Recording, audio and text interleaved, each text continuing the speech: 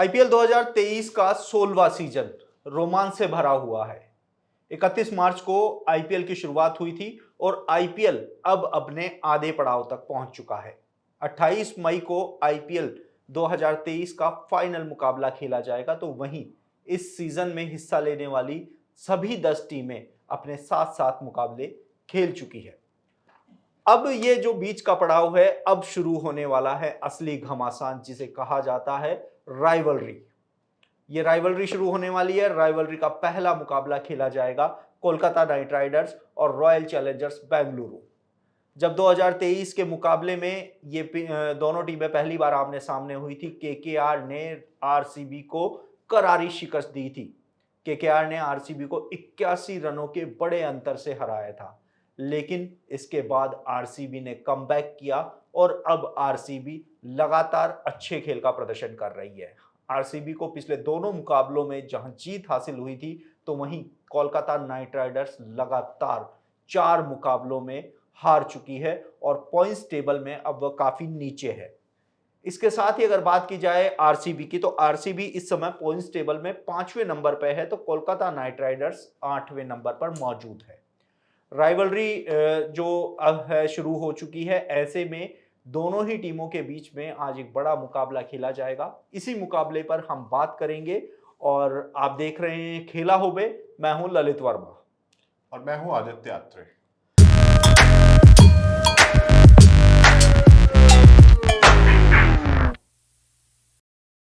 बिल्कुल, आज Kolkata night rider और आरसीबी के बीच घमासान देखने को मिलेगा। राइवलरी के रूप में ये मुकाबला देखने को मिल सकता है आदित्य, क्योंकि पहला मुकाबला जब दोनों टीमों ने खेला था, तो कोलकाता नाइट राइडर्स ने 81 रनों की एक बड़ी जीत आरसीबी पर हासिल की थी। जी देखिए, अब जो मिड सेगमेंट अब आईपीएल का अब यहाँ पर पहुंच चुका है कि किसी भी टीम के लिए यहाँ से हारना काफ़ी मुश्किल साबित हो सकता है। अगर रॉयल चैलेंजर बेंगलुरु की बात करें तो 8 अंक लेकर वो अच्छी खासी अपनी पॉइंट्स टेबल में मौजूद है, लेकिन केकेआर के लिए एक समस्या है। शुरुआत में धमाका करने के बाद केकेआर एकदम से पीछे की तरफ, मतलब पॉइंट्स टेबल में एकदम नीचे पहुंच चुकी है और पिछले कुछ मुकाबले भी लगातार हार रही है लगातार। लेकिन इसके उलट जो रॉयल चैलेंजर बेंगलुरु थी, उनकी शुरुआत अच्छी नहीं हुई थी। शुरुआती मैचों में कुछ हार का सामना उन्हें करना पड़ा, लेकिन उसके बाद जब कप्तानी विराट कोहली के पास यहाँ पर पहुंची, तो उसके बाद बहुत अच्छा खेल का प्रदर्शन ये टीम कर रही है। पिछला मुकाबला राजस्थान रॉयल्स से इस टीम का था। काफ़ी अच्छा खेल टीम ने दिखाया उस समय, खासकर गेंदबाजी के अंदर। एक समय राजस्थान लग रहा था राजस्थान वो मैच जीत जाएगी, लेकिन अंतिम क्षण में जो विकेट निकाले, हर्षल पटेल ने जो विकेट निकाल के, आखिरी ओवर बहुत शानदार था बहुत हर्षल पटेल। शानदार था, विकेट निकाले उन्होंने और मैच में कमबैक वापस करवाया है रॉयल चैलेंजर बेंगलुरु टीम को। तो बिल्कुल आज का जो मुकाबला है इन दोनों ही टीमों के लिए खास है, क्योंकि आरसीबी ये मुकाबला जीत कर पॉइंट्स टेबल में और ऊपर आना चाहेगी और प्लेऑफ में अपना स्थान पक्का करने की कोशिश करेगी, और वहीं केकेआर के लिए जीत की पटरी पर लौटना सबसे महत्वपूर्ण होगा। बिल्कुल आदित्य, मिड फेज लगभग पूरा हो चुका है। सभी टीमें अपने साथ साथ मुकाबले खेल चुकी है। आरसीबी की अगर बात की जाए, 7 मुकाबलों में उसने 4 जीत और 3 हार मिली है। 8 अंकों के साथ पॉइंट्स टेबल पे वो 5वें नंबर पे। देखिए, अंकों में ज़्यादा अंतर नहीं है। अगर 4 टीमों की बात की जाए, तो वह 8-8 अंक लेकर लगभग बराबर है, रन रेट के आधार पर ऊपर नीचे है। हालांकि जीटी और जो सीएसके है, वो 10-10 पॉइंट के साथ पहले और दूसरे नंबर पर काबिज हैं। ऐसे में आरसीबी की बैटिंग ऑर्डर की बात की जाए, मैक्सवेल फॉर्म में लौट चुके हैं। फाफ डू प्लेसी लगातार अच्छा प्रदर्शन कर रहे हैं, अच्छी बैटिंग कर रहे हैं। विराट कोहली ने शुरुआती कुछ मैचों में अच्छा प्रदर्शन किया था, लेकिन पिछले कुछ मैच, हालांकि दोनों मैच में जीत हासिल की है, लेकिन विराट कोहली का बल्ला खामोश रहा है। जी देखिए, आज विराट कोहली की बात करें तो जब कप्तानी उनके पास नहीं थी इस टीम की शुरुआती कुछ मैचों में, तो वो खुलकर खेल रहे थे, लेकिन अब कप्तानी की जिम्मेदारी उनके पास आई है, तो कहीं शायद वो दबाव महसूस कर रहे होंगे यहाँ पर। बिल्कुल। चेन्नई के खिलाफ हमने देखा कि बहुत जल्दी वो आउट हो गए, और पिछले मैच राजस्थान रॉयल्स में भी वो 0 रन बनाकर पेविलियन लौट गए थे। लेकिन जो टीम की कमान है वो संभाल रखी है यहाँ पर जो फाफ डुप्लेसिस हैं, जो इनके कप्तान कप्तान थे इससे पहले विराट कोहली से।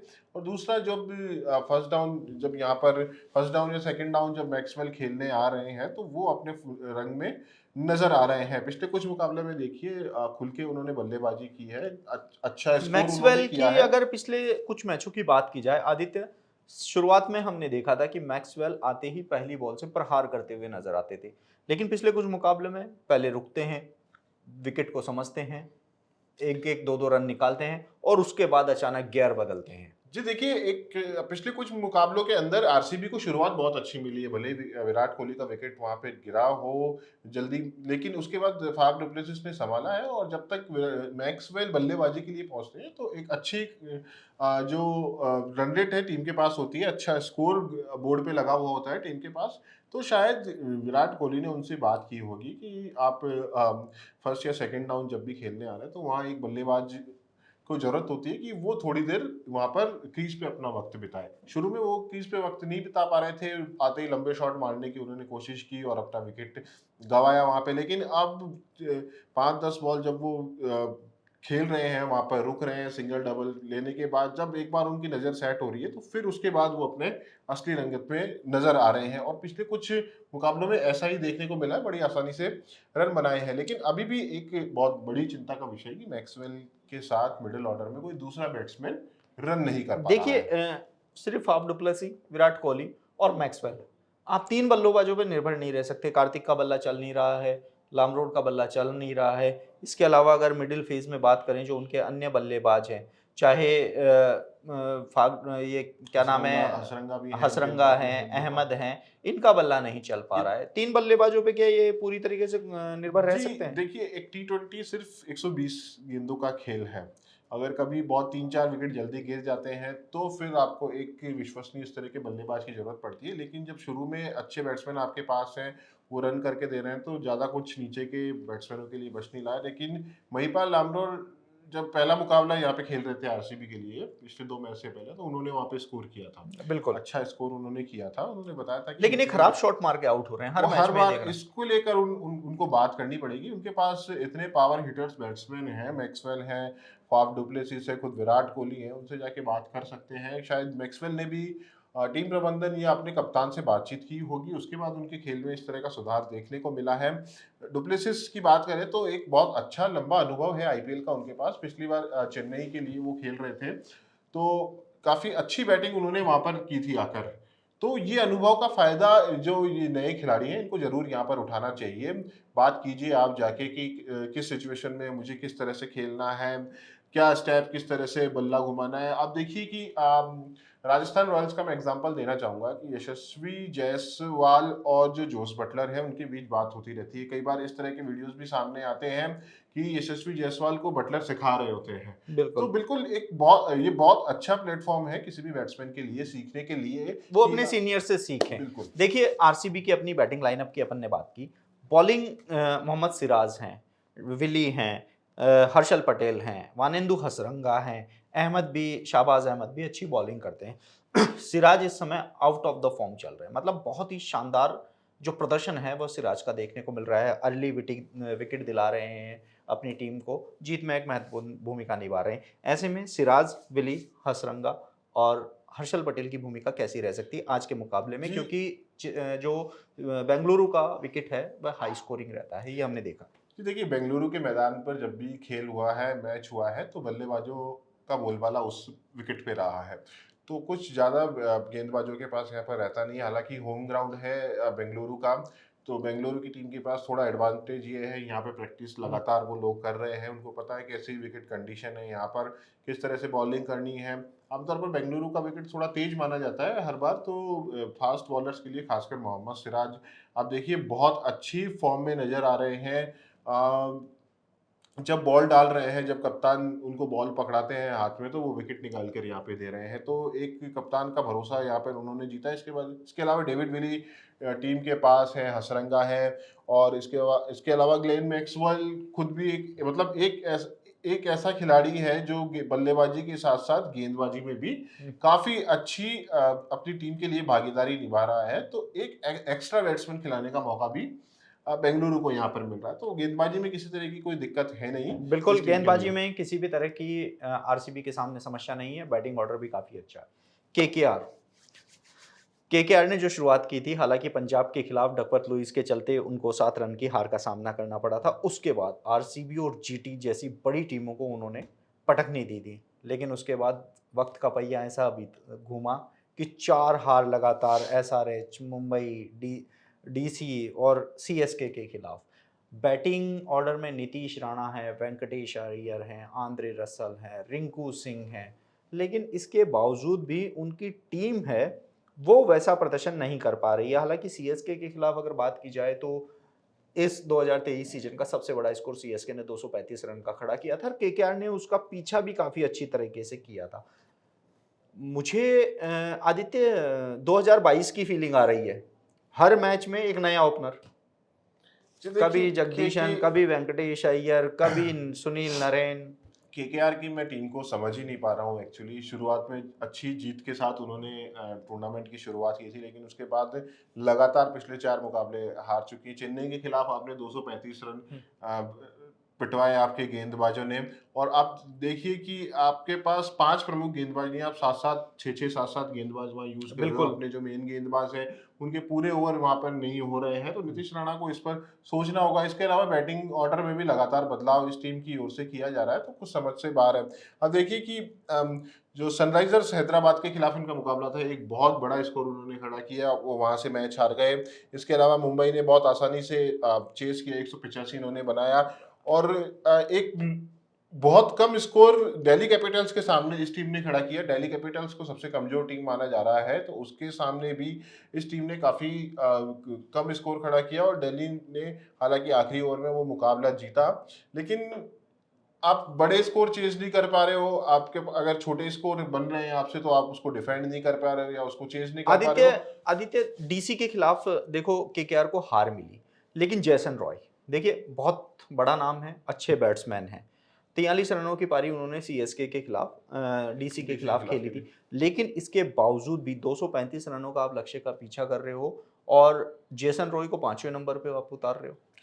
जी देखिए, जेसन रॉय आमतौर पर मैंने उनको उनकी टीम से ओपनर या फर्स्ट डाउन खेलते बिल्कुल, हुए ही देखा है हमेशा। मोस्टली लेकिन ओपनिंग ही मैंने जाते हैं आपको जेसन रॉय। कहा कि मुझे समझ नहीं आ रहा है कि क्यों इतने प्रयोग टीम के पास किए जा रहे हैं। आपके पास जेसन रॉय है और आप नरेन को ओपन करवा रहे हो यहाँ हाँ, पर। सुनील जहाँ पर नरेन को। सुनील नरेन पिछले मैच में ओपन आ गए थे।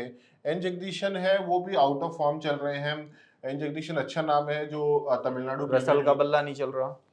तमिलनाडु प्रीमियर लीग होती है, तो उसमें काफ़ी अच्छा ये खेलते हैं, मैं कई बार देखता हूँ।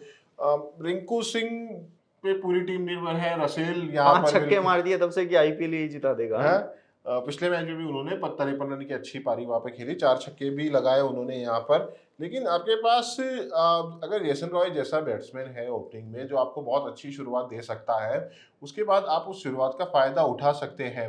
लेकिन समझ नहीं आ रहा है कि क्या टीम प्रबंधन चाह रहा है, क्या कप्तान चाह रहा है। खुद नीतीश राणा भी ज़्यादा देर तक जो विकेट पर हैं, वो नहीं टिक पा रहे हैं, जबकि बहुत अच्छी बैटिंग लाइनअप है इस टीम के पास। देखिए, हाँ, नरेन को भले ही ओपनिंग भेजा हो, तो मुझे आईपीएल का एक सीजन याद है जहां कंटिन्यू नरेन ओपन आए थे और अपनी टीम के लिए 13, 14, 15 बॉलों पर 35 से 40 रन का स्कोर करके उन्होंने दिया है, जो एक शुरुआत थी। लेकिन अब समय बदल चुका है उस तरह से कि अब देखिए वीडियो एनालिसिस होते हैं हर खिलाड़ी के, वो किस बिल्कुल। तरह से खेल रहा है, किस तरह से आउट हो रहा है। तो हर चीज़ है इसके सामने, तो आपको एक बेहतरीन जो विश्वसनीय बल्लेबाज है, वही मैदान पर वहाँ पर ओपनिंग के लिए उतारना पड़ेगा। आदित्य बॉलिंग की बात की जाए, देखिए मैं शुरू से ये कह रहा हूँ केकेआर की जो बॉलिंग स्पिन अटैक है वो सबसे बेहतरीन है। वरुण चक्रवर्ती हैं, सुनील नरेन हैं, सुयश शर्मा हैं। सुयश शर्मा देखिए बहुत नया चेहरा है, कोई उन्होंने किसी प्लेटफॉर्म पे क्रिकेट नहीं खेला है, लेकिन बॉल बहुत अच्छी बॉलिंग वो कर रहे हैं। मैं देख रहा था कि जब चेन्नई के खिलाफ उनका मैच था और शिवम दुबे खेल रहे थे, शिवम दुबे बहुत तेजी से रन बना रहे थे, छक्के चौके छक्के मार रहे थे, बॉल को उनकी नजरों के नीचे से वो घुमा रहे थे। यानी कि 3 टॉप क्लास के स्पिनर आपकी टीम में हैं। इसके अलावा अगर बॉलिंग में बात की जाए तो उमेश यादव लगातार आपके लिए बॉलिंग कर रहे हैं और रसल है वह भी थोड़ा बहुत हाथ आजमा रहे हैं। बॉलिंग एक कमजोर कड़ी नजर नहीं आ रही है? देखिए, कमजोर कड़ी नहीं है। बेंगलुरु के खिलाफ इन्हीं स्पिनर्स ने पूरी बेंगलुरु की टीम को ढेर कर दिया था, इन्हीं स्पिनर्स ने। आपने देखा होगा वो मुकाबला किस तरह, विराट बिल्कुल कोहली बिल्कुल। Out, for du Plessis bold out, middle Maxwell stump out, सब लगातार। सब किस तरह से आउट हुए थे। तो बहुत अच्छी गेंदबाजी है, लेकिन मुझे समझ नहीं आ रहा, उमेश यादव सिर्फ 3 ओवर डाल रहे हैं, विजय सिर्फ 3 ओवर डाल रहे हैं, वरुण चक्रवर्ती ने भले 4 ओवर डाले हैं।